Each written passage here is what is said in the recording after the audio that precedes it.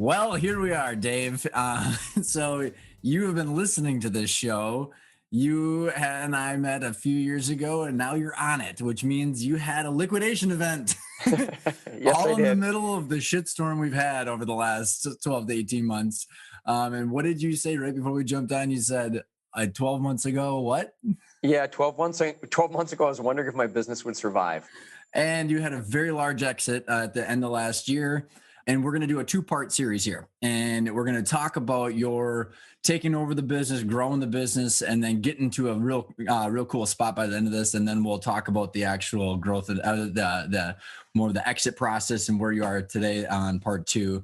But maybe if you just want to give the listeners a little bit of a taste of what happened without, again, I'm telling you, be very succinct because we're going to get to it, but just to kind of let them know where this journey is going to end up. Yeah, so for sure. So 30 years wrapped up in 1 minute.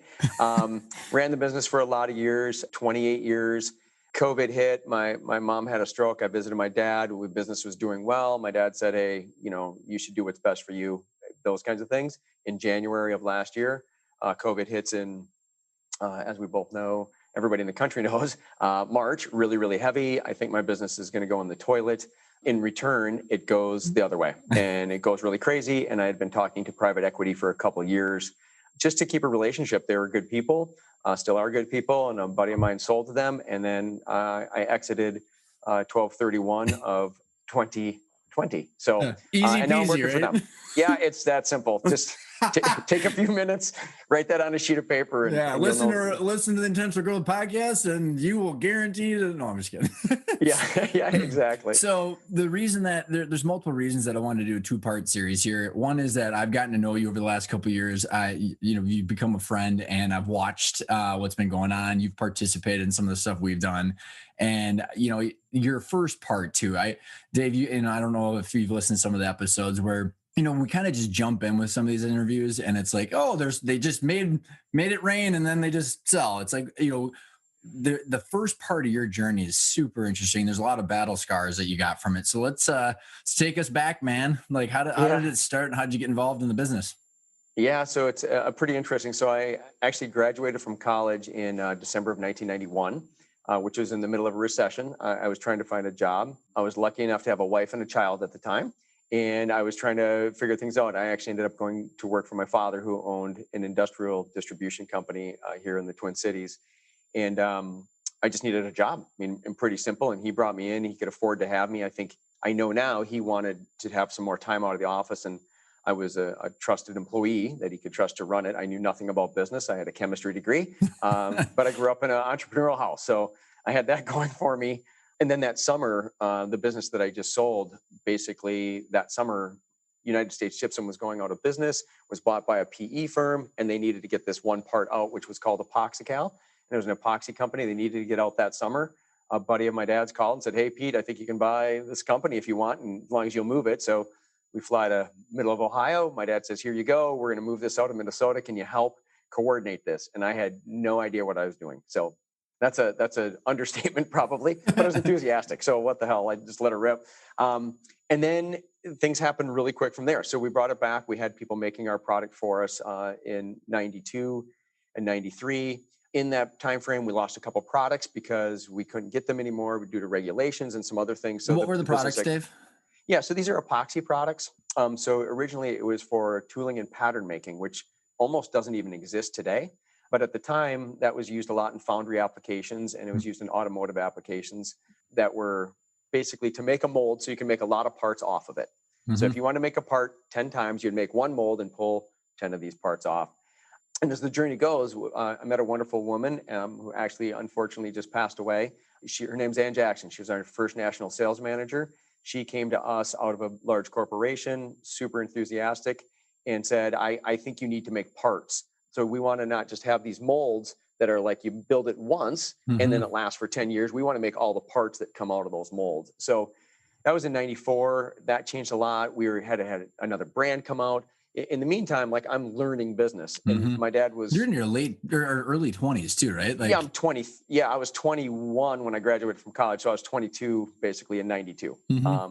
And so now I'm 24 years old and I'm doing this. And then my dad says, hey, can you do the bookkeeping? Because we want this other guy to not do it. So I started doing the bookkeeping then for both companies, did a poor job of that. And Ann Jackson came into our lives and she knew what she was doing. So she was a huge influence in my life on how to like kind of spread your wings, get into other markets and do that. My dad did distribution. It was different. We had 5 total employees, and by 96, we were rolling, and we actually built out a facility in Newport, Minnesota, to make a new product we didn't even have. So we had this new tooling product line. We had another product line that was now to make parts and boats and all these cool things, which was much more fun than tooling. And then she said, hey, I've got another old friend that would maybe like to get into some of this business. And we built what's called the tooling board facility in Newport, Minnesota, in an old, actually, sanitation yard where the guy owned the building and said, you can do whatever you want here. And we built it. And that was in 96. So as this goes, like we started with about $800,000 in sales. We kind of kept growing, 50,000 here, 10,000 there through distribution. Ann's relationship started to come into play. All in the meantime, I'm trying to run the business, help my dad with his distribution company to manage that. And that was a whole nother load. He had a very good VP, he had some salespeople, and the 2 businesses were growing, not at the same time. The epoxy business was growing faster, but we were just trying to understand, how do you run this thing? So by like 96, we built this board plant, and we were supposed to sell a couple $1 million of that tooling board. So we put a lot of money into this. And it's my dad's money. I don't have money yet, right? I mean, the reality is the bank's giving us some. I don't have any. What money I'm getting is getting stuck in the company. I've lived a great life, so this is not a complaint. This is just how it works, man. This is how it goes. Dump it all in. I say to my dad, "Can I get any money out?" And he goes, "Sure. How much do you need?" I said, "I need to do flowers and do some landscaping around the house." He goes, "Okay, take out a couple grand." Right there, you go. And now again, he's hooked. Entrepreneurship. Yes, that's it, man. All the chips every day on the table. And we got 96. He spent the money. I mean, it was not my money. He borrowed from the bank. It was all his leverage. And we probably didn't spend that much money of his money in reality, but he had to keep enough in to keep making sure that we met all our covenants. So the business is growing. And so now we get to 2000, and I've got this board facility. It's actually probably 99. Board facility is running. We were making products now in ours. We pulled that out of the toll manufacturer. We have another office in South St. Paul. Our distribution is going out of Minneapolis. And for whatever reason, we thought it was a great idea to build a building to house all of it. So again, I've got very little money, and my dad just says, we should do this. This will be great. And in a way, he's living his life like perfectly, right? He's watching me go through all these things. I'm developing, I think, fairly quickly. I don't know. I made a ton of mistakes. And then he's dumping this money in, and he's spending a lot of time in Arizona, which was what one of his goals was when I came in, was to be in Minnesota when he wanted to be in Minnesota. And it worked well, and he got lots of phone calls, and we get to 2000, and he says, let's do this. So we find land down here in South St. Paul, and we build this 30,000 square foot box that's going to be the manufacturing and distribution. And on front, we put 4,000 square foot of office, and said, this is it. We moved everything in, and we said, we're just going to save so much money by doing this. And man, I'm laughing because I know where this is going. It just pulled. I mean, it was just sucking money, which was all great. We were running better, right? So if I can go, take some of the things I've learned in the last 5 years and apply that back. I mean, these were all the right things to do, but nobody told us what to do. This is my dad and I, right? It's like, hey, this sounds great. And the bank's like, we're not so sure this is the best move, right? Well, this is good. Yeah, exactly. And we were in 2000 now, and now we're in one facility. Things are running fairly well. 98, the recession in 98 affected us a little bit, but we still had to continue to make these things and make these products, get those products, get everybody into one building, get our technical with everything else. I don't even know how many employees we had. Probably had 14 employees then. And then what happens is my dad's distribution business is always at risk. We're in Minnesota. He has like northern Iowa, Wisconsin, and then North and South Dakota. And you get these guys out of Chicago pushing up into our territory. You get guys coming from St. Louis coming up into our territory. And my dad was always just getting this squeeze. And in that business, if you lost a major line, your business is gone. There is no business because we had one very large line that basically supported us.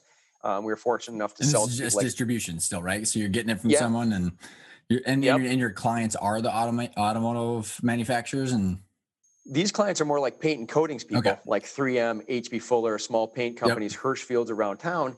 And so we were supplying them less than truckload. So you bring in a truckload, we'd break it down, ship them 2 pallets of this, 3 pallets of that, and that would be their production for a week. mm-hmm. My dad had a really, really strong business there, but that pressure was coming in, and these guys were starting to try to open up warehouses in the Twin Cities. So a dear friend of my dad who we knew forever, right? One thing I learned in business from him is, your competitors, they're your friends, right? We're all in the same boat. Yeah, we can be competitive, but we all need to basically, make a living and protect, what it is that we have.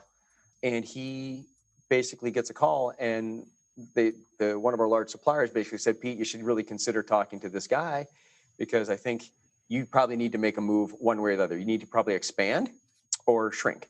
And my dad said, well, I'm not going to expand. So late 2000, we end up selling that distribution company. So now I've got the epoxy business, which is running well, but a huge chunk of my facility is this distribution that's coming in. So now I got to, bring that burden back in. And again, my dad, unbelievable. He just says, well, we'll just put all the money into the other company. So whatever he made out of selling the one, Roll the dice. He's just like, here we go. God bless him, man. He is awesome. And he was just like, hey, this is what we do. This is how we're going to have to do it. And it's fun. I mean, I got to tell you, I could not have lived a better life to that point. By that time in 2000, I had 3 kids, and my 4th was on the way.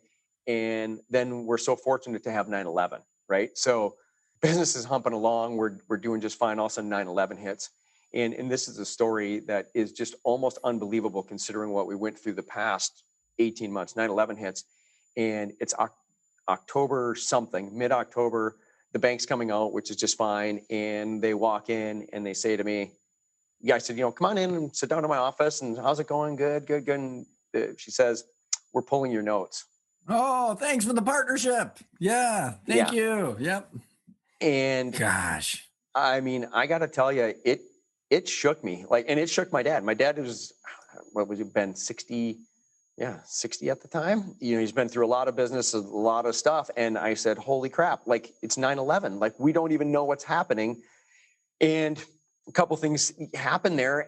I found an unbelievably good banking relationship with Lake Elmo Bank, local bank, family owned, loved them. It was just awesome, but it took time. It took a lot of time because I was doing the bookkeeping, running the business, sold the one business, and then now I've got to get all my books up to speed, get everything done. It's basically Dave doesn't sleep, through basically Thanksgiving, Christmas, and with those breaks, there was no time. So we end up not actually getting they never pulled our note. They never fully pulled it, but they were communicating directly with Lake Elmo Bank.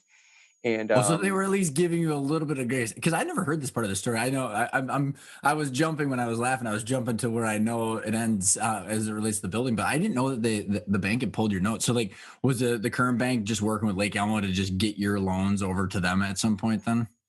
They were, and so it worked out okay. But one thing we didn't know, we had never read the document. There was if. This isn't even funny, but it is now because it's all way behind you. You sign it because you got to get the damn loan. Is there an option? So you sign the paperwork, and all of a sudden we go and we're done in mid-February or something. That we get the loans transferred, and all of a sudden we get a bill for $27,000 as a late payment on the loan because we went past the due date of 12/31. Your previous one of the bank that kicked you out? Yeah, of course. Yeah. And I went, did you not notice that it's 9/11? Planes aren't hardly even flying right now. Just the worst. And the business is fine. My dad just sold one, which was great. It helps to do this stuff. But then you just sit there and think, you have no idea what we're going through to get this loan. And now you're going to send me a bill. Yeah. And they're kicking out the door, and here's the big boot in the butt on the way out.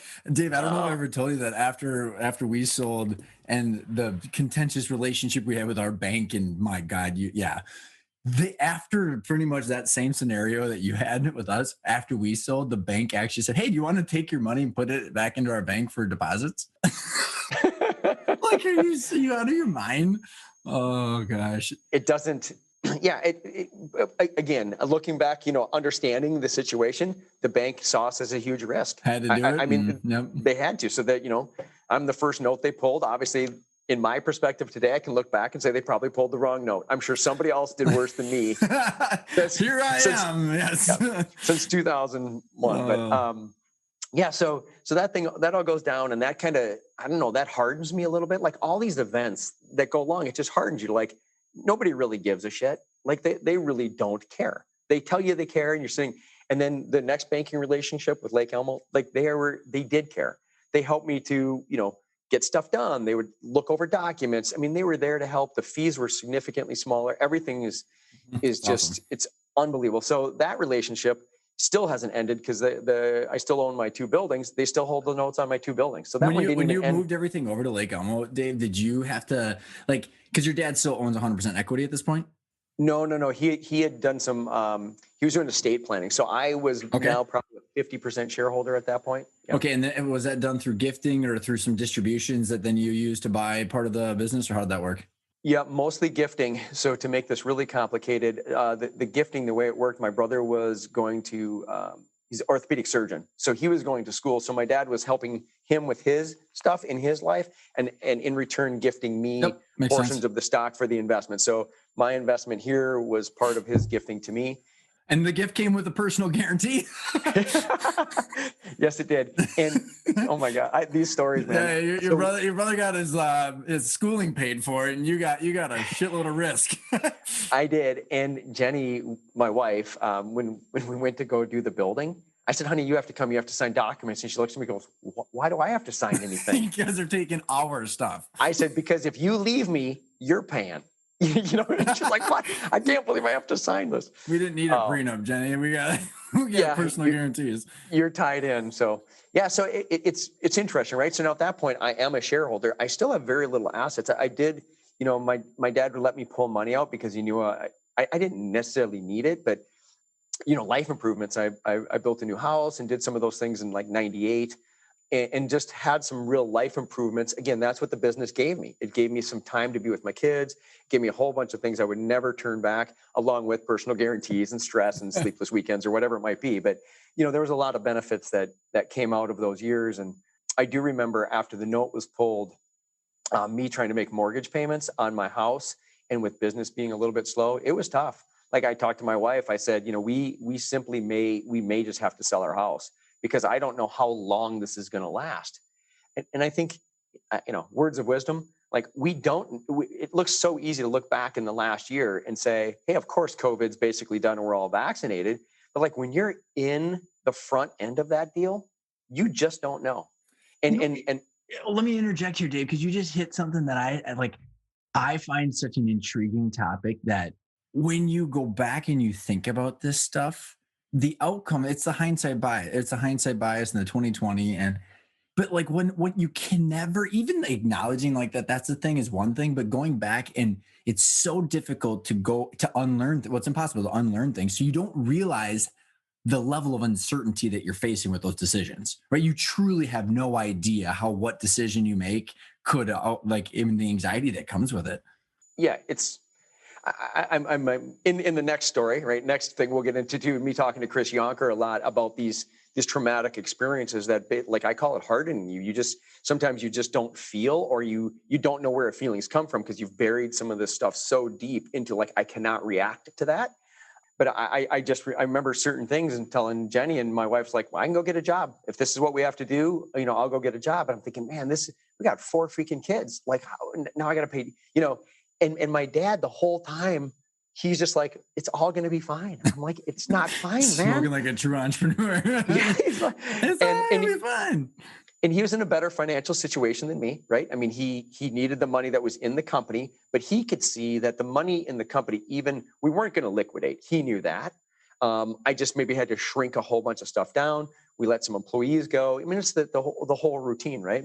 I guess we're still stuck in 2001 now, but at that point, that's a game changer. And we went another year, and of course, like in 2003, our business booms. I made some headways into Europe through a distributor of our tooling boards. I had met a guy on a trip to Europe. Like, I was just really trying to do anything I could to meet people. Mhm. And maybe that's one of my skills in life, is just sitting down and talking to somebody, ask them what they do, finding out more about them. And all of a sudden, I'm in Europe, and I make a couple connections, and I improve those boards that we built in '96 that are now being made in the new building. I improved that process through the help of others. I didn't know how to do it. Our technical team went to work, and we made a really, really good board, and we sold a lot of it in Europe to Formula One racing. And it was crazy because our business then snapped. So we were probably at, like, I'm going to pick a number. I probably should have had these ready, but probably 3.5 million in sales or something like that. And then we went to like 5 million, Oh, wow. then 7 million. And so now what's happening is we're supposedly making money, and I've got no money. I was just going to say, especially when you're buying inventory in your manufacturer, explain what you mean by that. Cause I've talked about it different times on the podcast. I know you and I have chatted about, but explain what you mean. Yeah. And I don't remember the exact numbers, but let's just assume that in 2003, we made 500 or 600 grand, which was more than we had ever made. And that was all on paper. And we'd get to the end of the year, and we'd look at our bank note. So now we had a bank note on the building, probably $2 million. We had another line of credit and an equipment line. Those were probably $2 million. So we owe people $4 million about.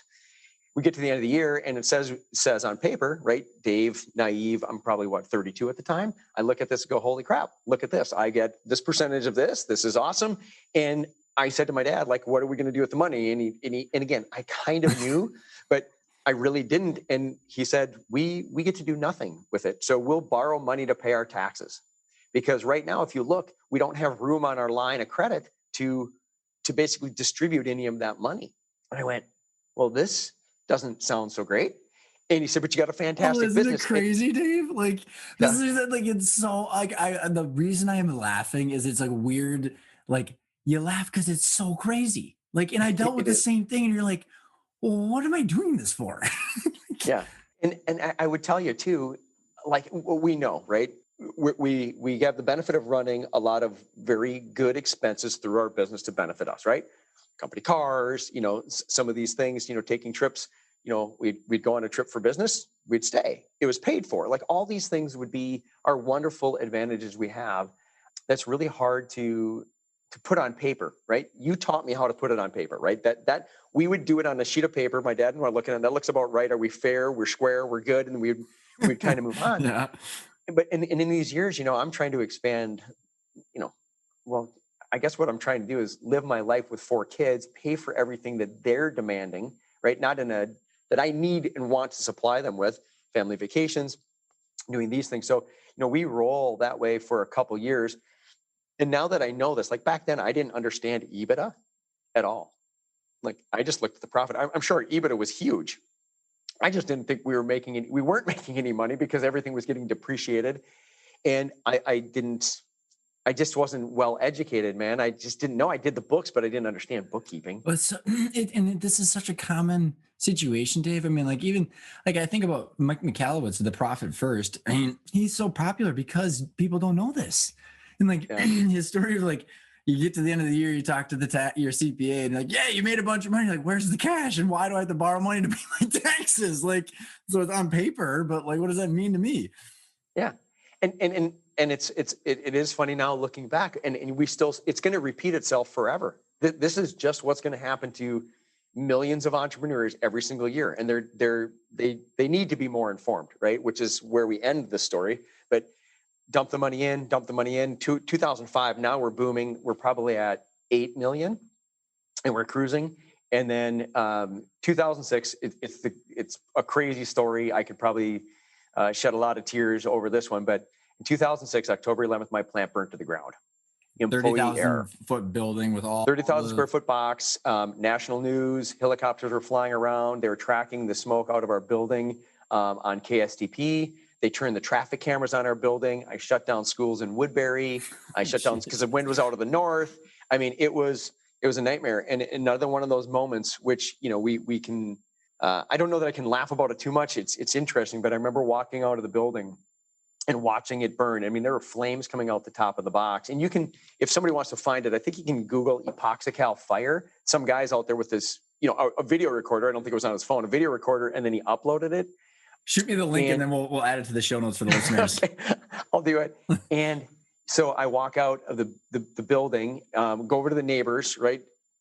And we're watching this thing go. Every employee is safe, which is like, if anybody's ever owned a business, really money doesn't matter. It's easy to say because of what's happened to me, but money doesn't matter. Like, I'm having a panic attack. All of a sudden, Dick, my plant manager, who was a Marine, got everybody out. It was unbelievable. He says, Dave, everybody's safe. We're missing one person, but he's not back to the plant. And then all of a sudden he called and said, everybody's safe. So now I'm there with the fire department and the police department standing next to me, looking out the neighbor's window, watching my plant burn. And they said, how are we going to put this out? And I said, I don't know how you're going to put it out. I mean, I can tell you what's in there. They know what's in there. I said, I don't know. So they just started to dump a bunch of water on it and do these things. And then I realized, like, I haven't even called my wife. Like, it's now, the thing's been burning for on TV and everything. 2 hours. Yeah. And I call her and I say, hey, honey, I've got something important to tell you. You just need to know I'm going to do whatever I can to make sure that we don't lose our house. I mean, that was my perspective. I didn't know if I got paid. Mm-hmm. I should know, right? A smart guy would say, hey, I've got insurance to cover this. I didn't know. And she says, why? I said, well, we're having a small fire at the plant. Small fire? Is that how you described it to Jenny? And I said, yeah. She turns the TV on and she just bawls. Oh, no. She just and she's like, I can't, and she's just crying, which understandably so. I am not mocking her. And I said to her on the phone, I said, you know what, honey? I don't have time for this right now. I got a lot of people that need to talk to me. I'm not sure when I'll be home. I love you. And just, we'll make it. We'll figure it out. I hang up the phone. And then, I think that morning, the following morning, the explosion happened just after lunch. And it blew the roof up and the roof collapsed. So all the doors blew off the building and the roof went up and it collapsed. So it bent all the poles over. I could probably give you some pictures too, which are around. And the flames were just shooting out the roof with using the heat, the natural gas that ran across the top of the building. It's like flames coming out of the top of my, 30-foot high wall building. Chemical pit full of flammable. Jesus. Yeah. I mean, it's not good. And so I get home like at 3:00 in the morning and I don't know what to do. Right. So I eat, I fall asleep for, I don't know how long. I know when I got to work about 7. I had called a buddy on the way who owned buildings down here in South St. Paul and said, hey, I need some space. I don't care what it costs, but I need to put people somewhere. I don't even know what we're doing. And I go down, I have employees, like the fire's burning. A lot of it's just not as bad. And I have employees out there picking up trash that is blown up out of our building, out of the yards. And I was so emotional. I went, holy shit. Like they came to freaking work. Like the building blew up. And they still at work. That's awesome. They're still at work. Like this is what they do. And we had great employees and we have great employees. And I just thought, holy shit, like this is bigger than me. Like this is bigger than my sob story of like my plant blew up, which is a big deal. And I went, well, we bought everybody lunch and, questions are being asked. I've got Homeland Security talking to me about like, what were you doing in the building? And so I'm signing waivers. Like I'm responsible for the cleanup because the Minnesota Pollution Control needs to know that it's all covered. It's just a whirlwind of stuff. But note to all the listeners, get insurance, right? Yeah. And note to anybody that's in a business that's messy. I did not have insurance to clean my facility, to clean up the mess. $700,000. Oh, yeah. Fantastic, right? And it just took so long. And I'm like, hey, do you pay this? I'm like, nope, we don't pay for cleanup. You didn't check that box. I'm like, holy shit. Like, who knows what boxes to check? Yeah, right. That's the insurance agent's problem. And so here's back a story about Lake Elmo Bank. Friggin' plants burning to the ground. My dad says, I'll call the bank. And the bank says, you take care of what you have to do. We're not gonna do anything. They left the loans in place. A $2 million loan on this, loans on the building, line of credit was all there. They said, yep, we're good. I mean, it's like, you got to be kidding me. That's so awesome, Dave. And so this situation too, that you went through is, I think like people, how they handled COVID or any of these crises that their stakeholders, their suppliers, their vendors, their customers, their employees, the bank, all these people that help a business run. So I know you're going to be getting out of this. So like as the business comes out, how did you lean on, or how did your stakeholders rise to the occasion? And then how did this entire event launch you into a different perspective and relationship with your business going forward? Yeah, it's an awesome question. I'll start with employees. The first thing is we got employees in. My national sales manager, who I spoke about earlier, she was living out in California, and we just had a head huddle. And she and my technical director called every friend we ever had in business competitor, and said, "We burnt to the ground. We need your help." You Like called all of the competitors for your first call, huh? yep. Interesting. And they made product for us. Some of our suppliers made product, but those relationships that we had built over the previous 15 years, me 15 years, and a lifetime, right? And Eric Frank, my technical director, 10 years. I just couldn't believe it. And these people were like, "We'll make it. We got to make money." And we're like, "We know we had a business interruption insurance." And so my key employees, which ended up being my leadership team in 2015, those key employees basically just picked it up and said, "We're going to get this made." We had product, like my plant was gone. We had some stuff in transit. Thank God stuff was on trucks leaving. But within 2 weeks, we had product getting delivered to distribution with our Wow. formulas. And so somebody asked me the other day, they said, "Did you have people sign like non-disclosures and all this?" And no, I didn't. My business was up for grabs. I mean, we didn't have time. I didn't have time to contact an Mhm. attorney to write up a proper agreement to make sure that they weren't going to steal my formulas. They're saving my freaking business, and it's so funny how, again, now fast forward to my exit, like so many things I did back then were handshake friendships, Mhm. trust me, and doing those things. And it was phenomenal. So all those, and our suppliers, some suppliers had the courage to call me at home and ask when I was going to be able to pay bills. And I paid those bills and I never bought from them again unless I had to. I mean, their corporate policy was to only think about their risk. That's all they cared about. And then I have other suppliers that were like Lake Elmo Bank that basically said, "Hey, you know what? You're going to be back in business. Yep. You have your insurance policy. Yep. How much is it for?" We'd tell them how much we had for insurance. We should have this covered. And they kept supplying to other facilities. And it was really an interesting thing. And that corporate philosophy that we have is really important towards how you know, how we change from that point forward. I think we always did that anyway, but it really reinforced, number Became one, my aware of it. leadership. Yeah. It's just so right there in front of you in moments like that. And my leadership team was phenomenal. My employees stayed. We ended up, the people that toll manufactured for me in 1992 opened up their facility to us to go back up to Osseo, Minnesota and manufacture in their facility again. Yeah. I mean, it's crazy. It's a phone call I made and they said, "Yes, of course you can."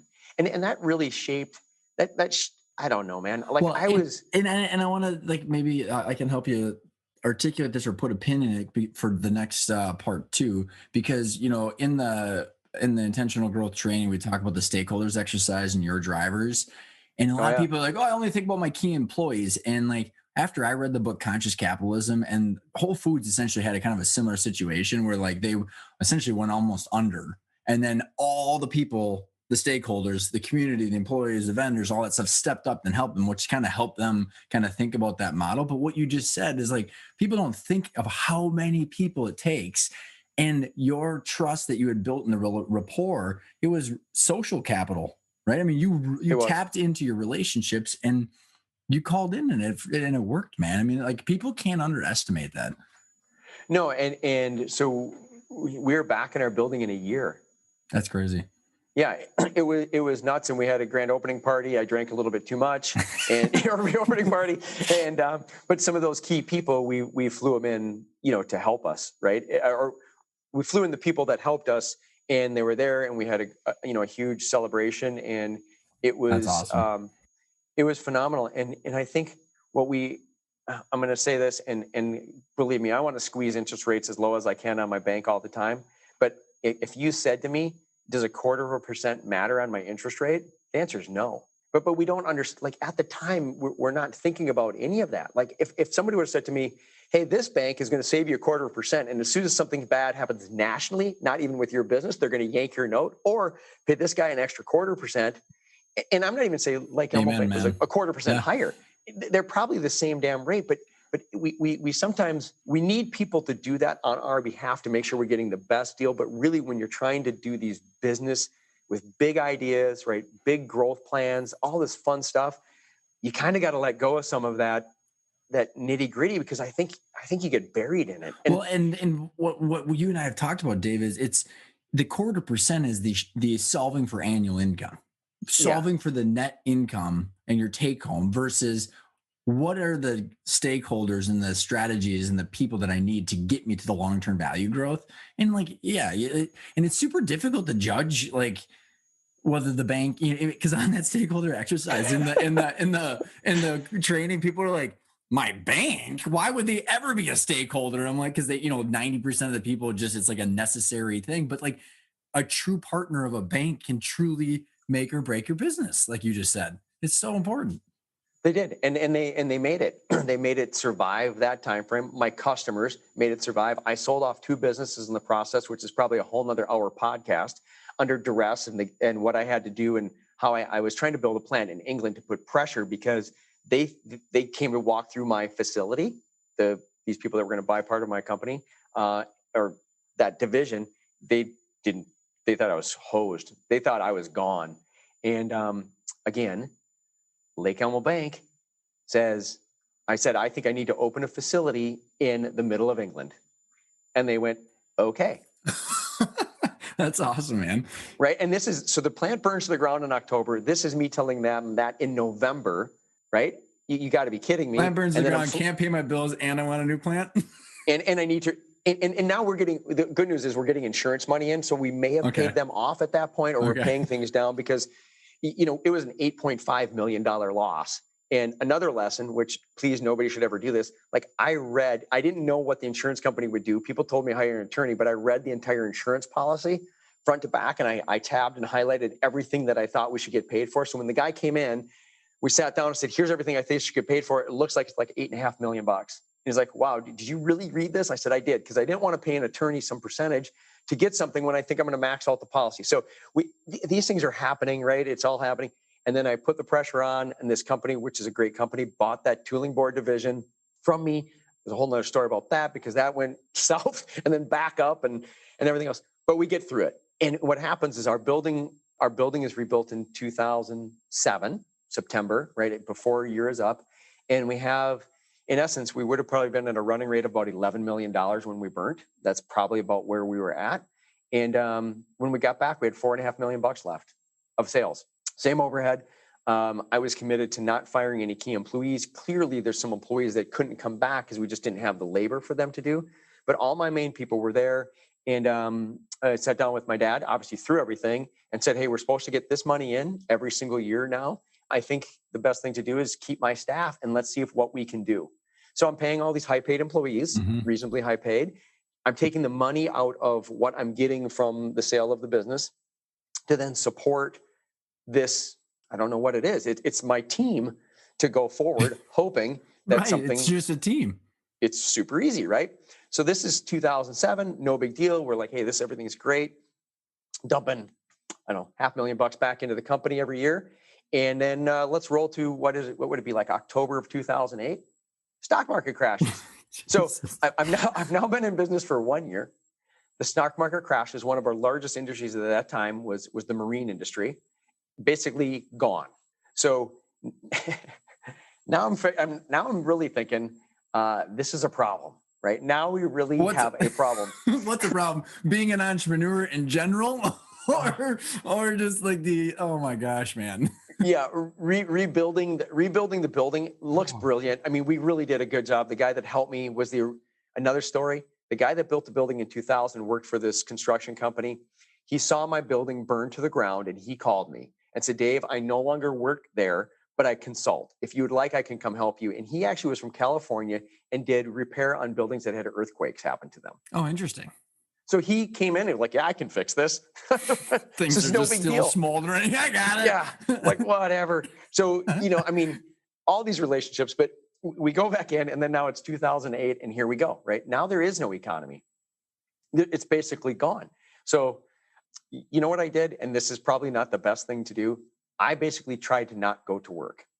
There was, the phones weren't ringing, nothing was happening. And I said, listen, if this is going to happen, I'm going to remote work, right? If that's what we can even call it back then, I'm going to call people with my cell phone. I'm going to do that, but I can't go to the plant very much because it is extremely depressing to see people. Like one of our dearest employees was literally sleeping on the forklift during the day because there was nothing for him to move. You couldn't clean anymore. There was nothing. And I was just like, couldn't really take it. But lo and behold, like we kept plugging away. Ann's doing her stuff and we get a local company that needs a bunch of epoxy. We formulate a great system. And in 2009, we're back rolling again to a break even. We're just simply not taking all the money and losing all the money. We're now keeping some of the money from the sale of the business in 2007. And Dave, question about along this path, because you had so many like restarts. Yeah. It's like if that word even does justice to the situations. At any point, did you sit down with your dad and say, hey, if I'm going to go through this again, I need more equity? Or like, how did that conversation, or like, what role did your dad play along that path? And what was your relationship like? Beautiful question. Yeah. So probably by 2000, again, the percentage is going to be off, but by probably 2004, 3, 4, when we started to really pick up again, I said to my dad, like, if this is going to go, I need a little bit more. So I actually bought my brother's stock. So my brother was still a shareholder also. So I bought my brother's stock. And then when we got to 2006 and the fire happened, another great Pete Hoeffel story. It's a plant burns ground October 11th. October 17th is the day that they go to Arizona. Like that's the day they leave. And he said to me, I don't think you really need me here. So we're just going to go to Arizona. I think you have it under control. Plant burnt down 6 days before. So that's awesome, man. He's just Hey, unbelievable. Little birdie, fly out of the nest. If you need anything, I got my cell phone, right? It's just awesome. And we get done, that year gets done, and this money, I closed the deal on the sale of the larger business that I said was funding everything. And we talked about it. And he said, this business is gone without you. There is no business. It's an insurance payment and a mess. Mm-hmm. And he said, you need to get more. So then I had gotten my brother down to a very small percent. And my dad was at a larger percent than my brother, but still very small. So I was majority shareholder, which did not then change from that point till the end of. That's when the recalibration. Oh, cool. Yep, it happened, and then. But I put a little pressure, but it really was pretty logical. He was so logical. He's like, yeah, all my money would have been gone, right? Mm-hmm. That he had in. And he had a lot of money in there because when we grew, he's the only person that had funds to leave in or put back in. So I didn't have any. I could just leave in what we earned, but I couldn't come up with more because everything I had was in there. Yeah. So, yep. It's crazy, man. It is crazy. So in the stock market crash, how did that affect you? So like you said that you started cranking along again as things started like getting unstuck from the economy and like. Yeah. So it was literally probably 8 and 2/3 of 9 that were really, really dark. But like I said, that one customer started to come on in late 9 that was local here, and they were big. They were a big chunk. They would have probably been at the time 20% of our business if we can get it, right? So, man, we did everything we could, and I was up there a lot, and we came up with systems to supply them that was super efficient because we were local. They had another option of being supplied out of Michigan, and we just said, hey, we'll swap the totes back. We'll clean those out. We'll put them. We'll reuse. We're not going to bill you for the bottoms. And we had a really, really nifty system, and that went really well. So we started to really turn the corner in 10 and 11. The other business started to come back, the marine and everything. 10 and 11, we have this account, but we know that business is going to go away because of the type of business it was. Got it. So we knew, and then that gets us to 2012, and a friend of mine forever in business, he wanted to get out of his small epoxy business, which is Moss Epoxies. So that business was kind of for sale. He was in a bad situation with another partner he didn't like. And he said, can you buy this? And we closed that deal in 40 days. So a couple questions on that. So Yep. was he a friend prior, or and then I'm going to ask this question, see if I can ask it right. Was he a competitor first and then you became friends, or was he a friend and then someone was in this? And the reason I was asking is of like how well you built relationships in the industry and your stakeholders and competitors. Yeah, competitor first. Trade shows, I'd see him. I'd go, hey, man, what are you doing? He goes, I'm coming after you.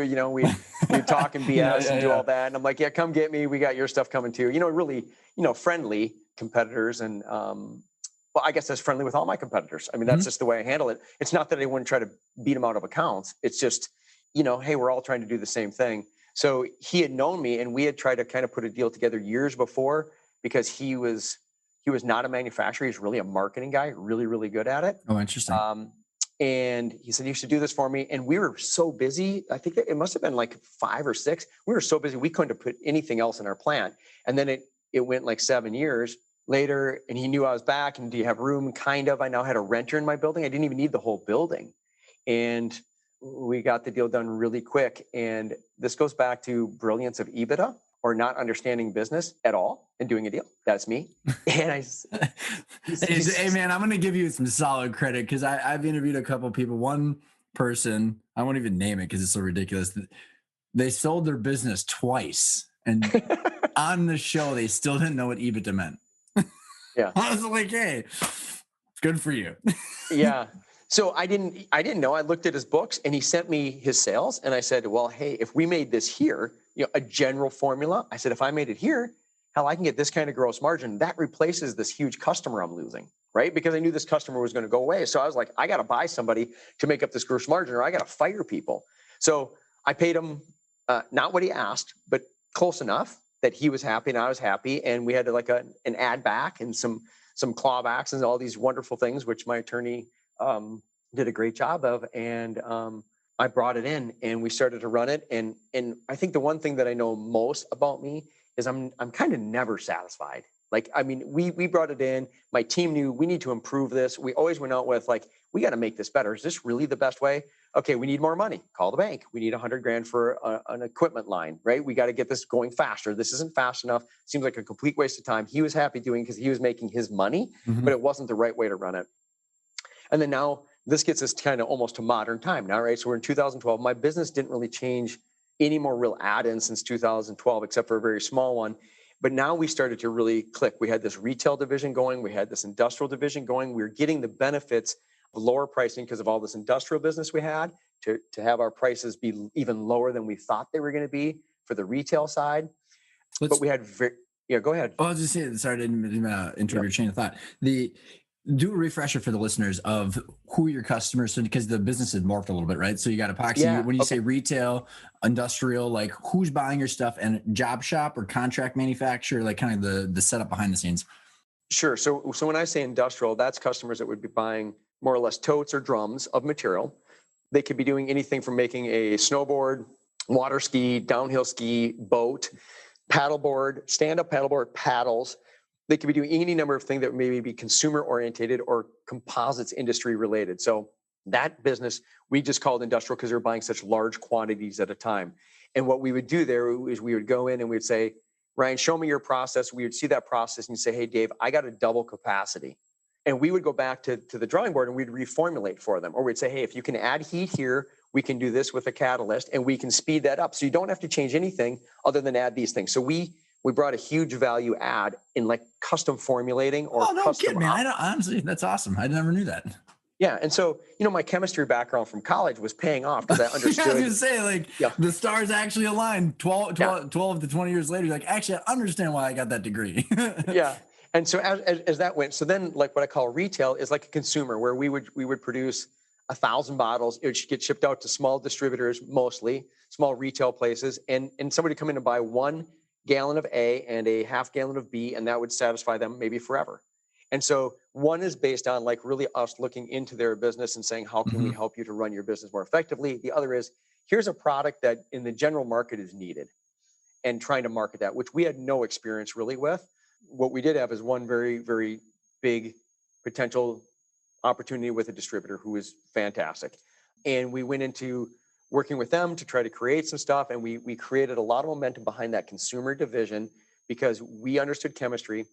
We went to trade shows, and no offense to the age group of people that used to buy Moss epoxies, but these people were old. They were retired guys that were trying to do a little something in their garage, maybe bringing a grandchild in every once in a while to come help or do something. And I was literally watching, when we do these trade shows, I was watching my customers potentially dying in front of me. I mean, it was like, this is our customer base. And I had a young Derek who works for me still, or I guess since he works for the whole company still. He would go there and he's like, damn, I don't even relate to these guys, right? Here's a young guy, he was probably 24 at the time. Like, I don't even relate to these guys. Like, we got to do something different. Like, we do got to do something. What do we do? You know, we're having these conversations, and then lo and behold, we over time say we need to kind of change the image of what Moss is. We're going to get close to 2015, which is when a lot of stuff changed, but I'll maybe get us to that. Might be a clean break because of what ended up happening with the company. But we ended up saying we need to do things differently because this customer base isn't good. Derek was a young person. I had business savvy. The company was running well. We could handle more capacity because we just now took back the rest of our building and we could do some different things. And he started to basically go onto Instagram, and we found this and we found that. And my large distributor is doing the same thing, and everything was really looking like it was going to work, right? That process, that system was going to work and be a very, very good process. And when you say process, the process of changing the image, is that what you're? Yeah. Okay. Yep. The changing of the image and changing our product line.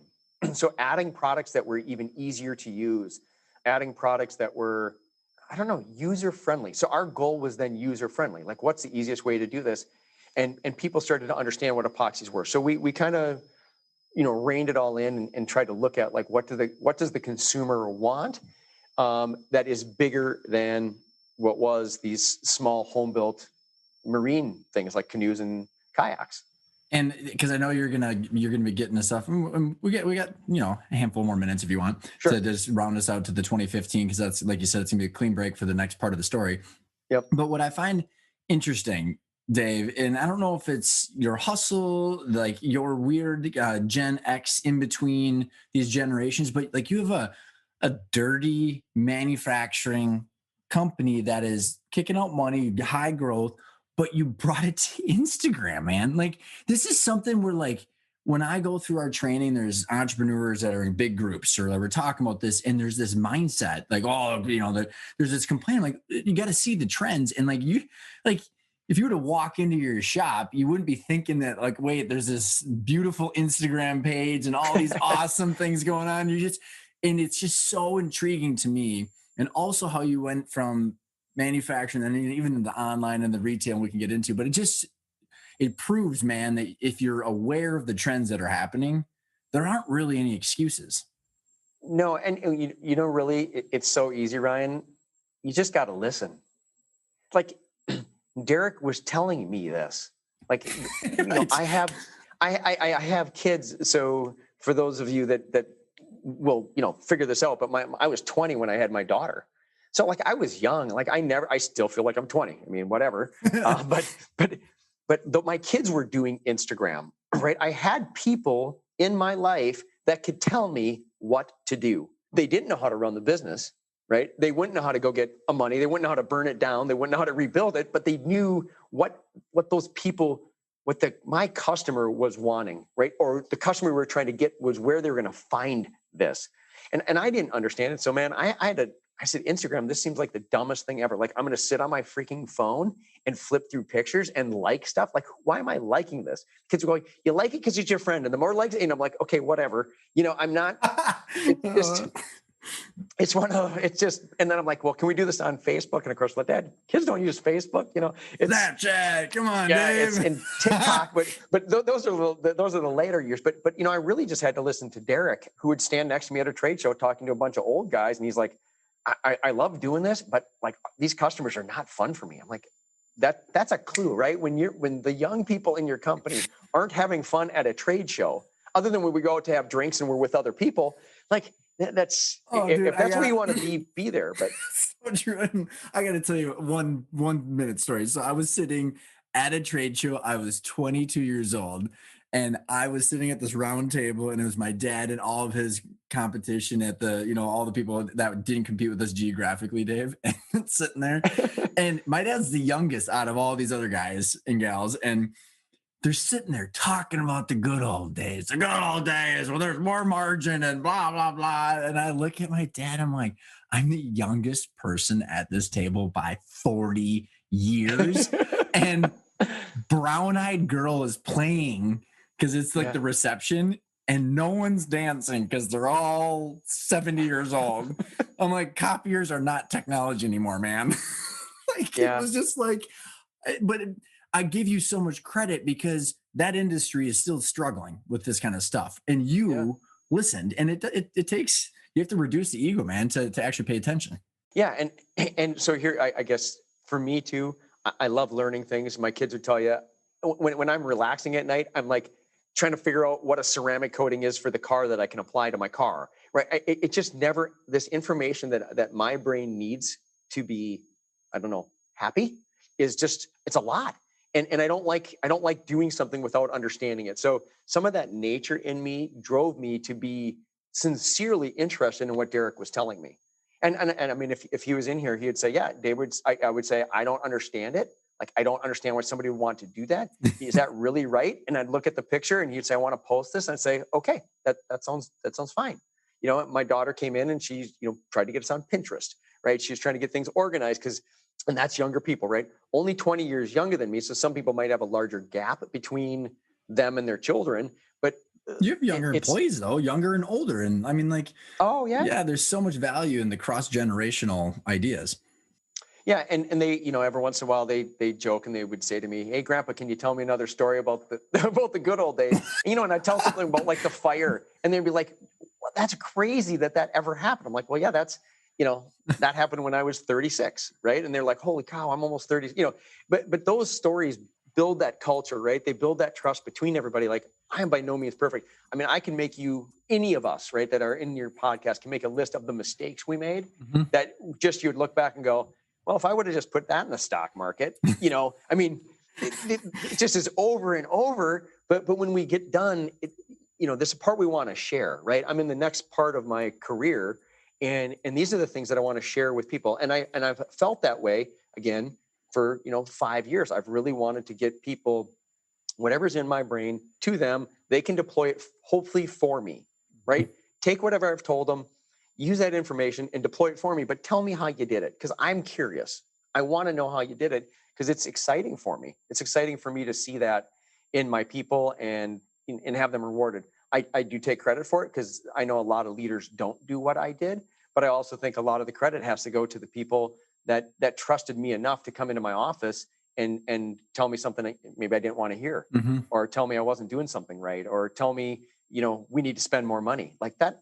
No owner wants somebody coming in to tell you to spend money, right? That's like your worst nightmare. Hey, Dave, by the way, we need a plant expansion. So I love, but it says a lot about the trust that you built in the culture, and also it just reflects on like the stories of the employees showing up after the building burns down and such. Dave, I want to get us to a spot to tee us up and leave everybody with a cliffhanger here, so we don't have to lay too much groundwork. But we're kind of leaving it at this. Maybe here I'll tee up a question. Why because there's this clean break that you talked about, and this clean break, what do you mean by a clean break, and why is the next chapter different? Yeah. So the pre-2015 Dave had a laundry list of stuff to do that was 5 pages long that I could never do. I had everybody come into my office. Everything ran through me. Like I was the hub of the wheel, right? I mean, I had to do all of that. And I had great employees. The employees didn't change. It was me. And then a dear friend of mine in business told me that they were doing traction, EOS traction, and introduced me to Chris Naylor. And in 2015, that summer, we started traction. And it was a game changer. It was, I'll tell the story about the first meeting and tears and everything else that comes out in a meeting. And it really changed the way my business operated, which actually got me to, the 2020 exit. And it's really unbelievable. And I just, so everybody knows, my son-in-law just bought a business. I said, the first thing you need to do is put in a budget for traction. And he just started it. So he's 6 months into business and he started traction. And I told him, I will never be in a business. If I said, Ryan, I'll buy your business and you were going to give it to me for free, but I could never run traction, I wouldn't do it. That's Because awesome. I don't know how to run a company anymore without it. So that's the change in 2015. I love it. All right, man. So we will leave everybody with a cliffhanger, and then next week we're going to be jumping into EOS and then how you got into it. And there's a lot to come. So it's I'm super pumped, man. Yeah, thanks. Thanks For coming. listening. Yeah, thanks for coming on the show.